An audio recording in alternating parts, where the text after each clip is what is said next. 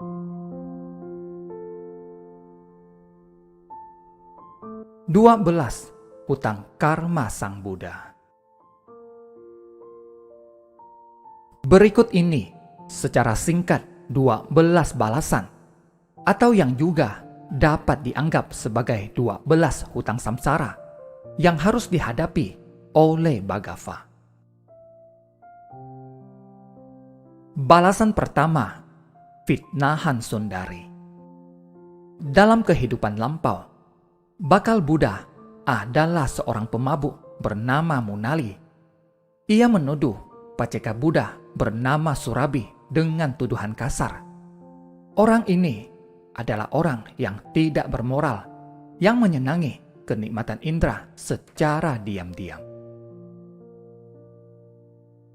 Karena kejahatan ucapannya, beliau terlahir kembali di alam penderitaan terus-menerus atau niraya.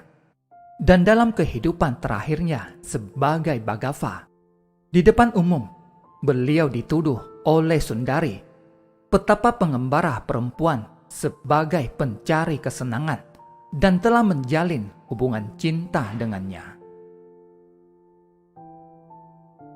Balasan kedua, fitnahan Cincamana. Dalam kehidupan lampau, bakal Buddha adalah seorang siswa bernama Nanda dari seorang paceka Buddha bernama Sababibu. Ia menuduh gurunya sebagai seorang yang bersifat tidak baik. Karena kejahatan ucapannya, beliau harus menderita selama 100.000 tahun di alam niraya. Ketika terlahir sebagai manusia, seringkali beliau dituduh melakukan kejahatan. Dalam kehidupan terakhirnya sebagai Buddha, di depan umum, beliau dituduh oleh Cincamana sebagai seorang asusila yang menyebabkan kehamilannya. Balasan ketiga, 500 murid Buddha menerima fitnahan Sundari. Bakal Buddha adalah seorang Brahmana guru yang menguasai 3 Veda, seorang yang sangat terhormat. Sewaktu beliau sedang mengajarkan Veda di hutan Mahavana kepada 500 siswa, mereka melihat di angkasa seorang petapa suci bernama Bama mendatangi hutan ini dengan kekuatan batinnya. Bukannya terinspirasi, Bodhisatta memberitahu 500 siswanya bahwa petapa itu adalah seorang munafik yang mencari kesenangan. Para siswa mempercayai apa yang dikatakan oleh guru mereka dan menyebarkan kata-kata gurunya tentang petapa suci itu sewaktu ia sedang mengumpulkan dana makanan. 500 siswa itu terlahir kembali sebagai para biku siswa Bhagava karena fitnah yang mereka lakukan terhadap sang petapa suci. Sebagai 500 siswa Bamana Guru dalam kehidupan lampau, mereka dituduh telah membunuh Sundari, si petapa pengembara perempuan yang sebenarnya adalah korban para petapa itu. Harus dimengerti bahwa tuduhan terhadap para siswa Buddha juga berarti tuduhan terhadap Bhagava sendiri. Balasan keempat, percobaan pembunuhan oleh Devadatta dengan menggunakan batu besar. Dalam kehidupan lampau, bakal Buddha membunuh adik sepupunya karena iri hati. Ia melemparkan adiknya ke dalam jurang, kemudian melemparnya dengan sebuah batu besar. Karena perbuatan jahat itu, Bhagava dalam kehidupan terakhirnya menjadi korban rencana Devadatta yang hendak membunuhnya. Tetapi karena seorang Buddha tidak dapat dibunuh, beliau hanya menderita luka di jari kakinya karena terkena pecahan batu yang dijatuhkan dari atas bukit oleh Devadatta. Balasan kelima, percobaan pembunuhan oleh Devadatta dengan mengirimkan kelompok pembunuh. Dalam salah satu kehidupan lampau, bakal Buddha adalah seorang anak nakal, dan ketika beliau bertemu dengan seorang paceka Buddha dalam suatu perjalanan untuk bersenang-senang, beliau melempari pribadi mulia tersebut dengan batu. Karena perbuatan jahat itu, Bhaggava pernah diserang oleh sekelompok pemanah yang diutus oleh Devadatta yang bertujuan untuk membunuh Buddha.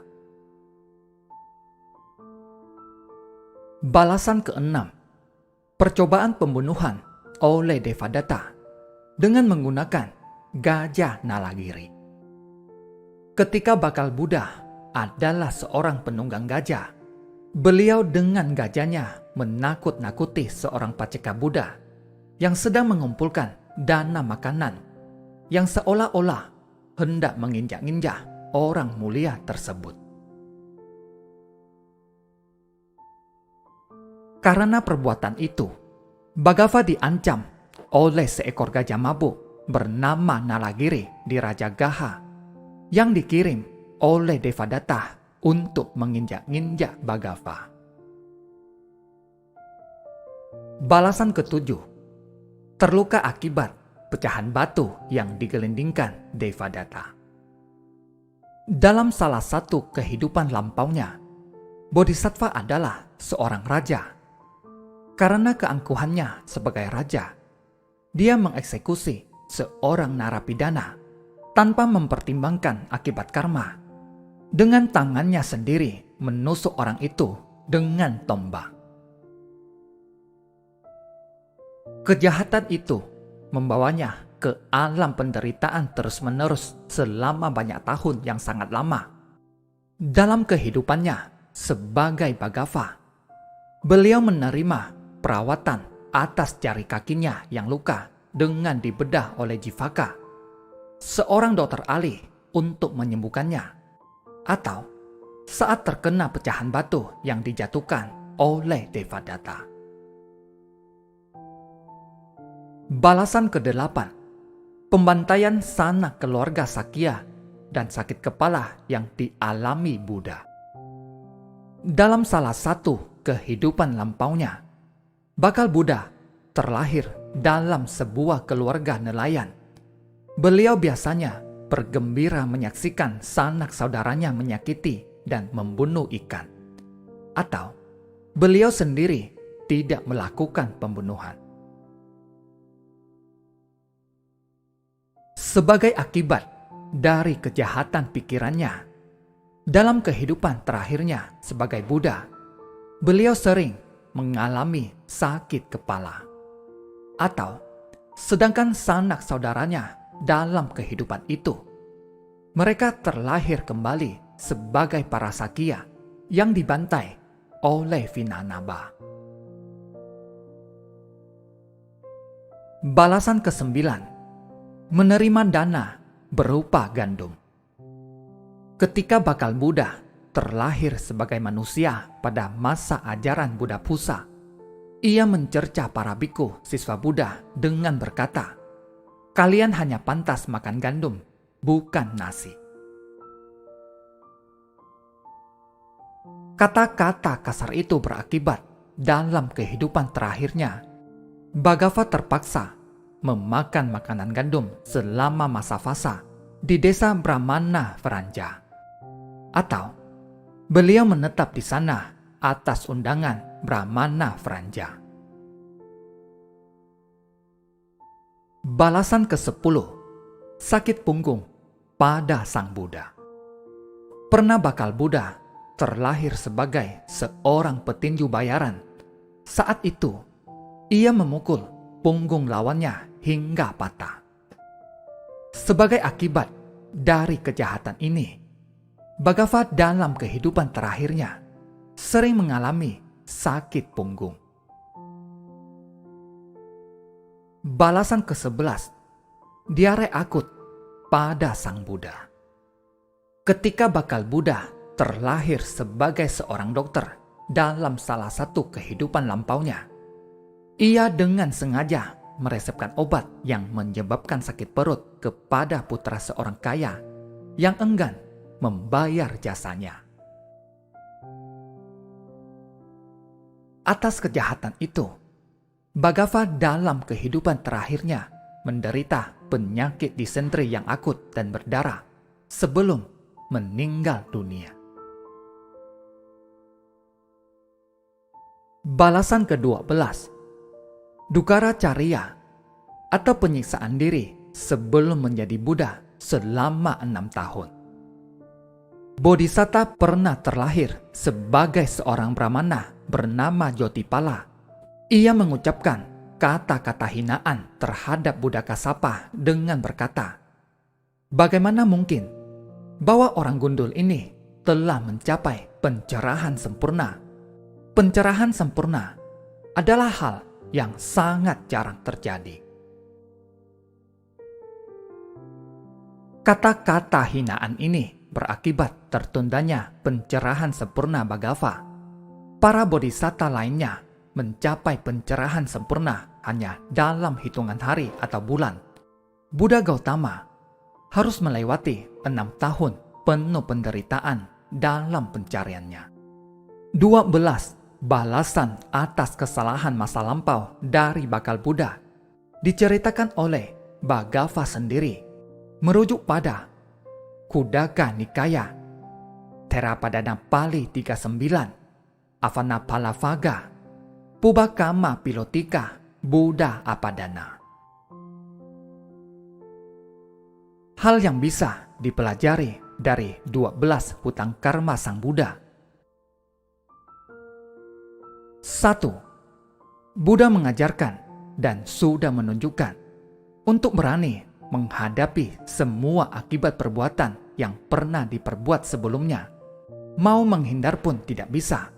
Lebih baik menghadapi dengan berani.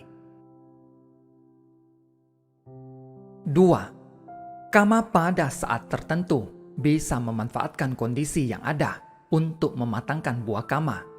Contohnya adalah permusuhan Buddha dan Devadatta. Walaupun demikian, Devadatta tidak melakukan pahala dengan memenuhi kama, yaitu melukai kaki sang Buddha. Malah Devadatta masuk neraka Avici karena perbuatannya ini.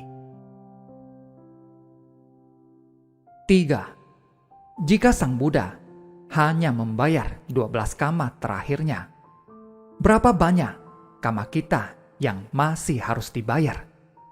Berhentilah menanam kama buruk sesegera mungkin. Terima kasih, semoga bermanfaat.